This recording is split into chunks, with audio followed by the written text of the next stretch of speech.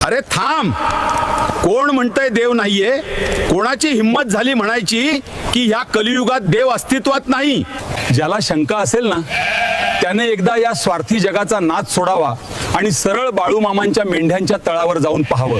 आजही माझा मामा तिथे जिवंत आहे आणि आपल्या प्रत्येक भक्ताच्या पाठीशी खंबीरपणे उभा आहे. एका सेवेकऱ्याने स्वतः डोळ्यांनी पाहिलेली ही सत्य घटना ऐका. जेव्हा बाळूमामांची मेंढी माऊली घेऊन सेवेकरी निघाले होते, तेव्हा एका शेतकऱ्याने त्यांचा मार्ग अडवला. तो शेतकरी जोरात ओरडून म्हणाला, तुमच्या मेंढ्यांनी माझं नुकसान केलंय आणि भरपाई द्या आणि मगच पुढे जावा. तेव्हा मामांच्या त्या सच्च्या सेवेकऱ्याने ठणकावून उत्तर दिलं, अरे बाबा, या मेंढ्यांचा कोणी एकटा मालक नाहीये. आम्ही फक्त या माऊलीची सेवा करायला आलो आहोत. आम्ही भरपाई कुठून देणार? शेतकरी ऐकायला तयार नव्हता. तो म्हणाला, तुम्ही पुढे जावा, पण या मेंढ्या याच शेतात राहतील. अशा वेळी माणसाची बुद्धी जिथे संपते ना, तिथे माझ्या मामांची सत्ता सुरू होते. त्या सेवेकऱ्याने सांगितलं की आम्ही विवश होऊन मेंढ्या सोडून पुढे निघालो.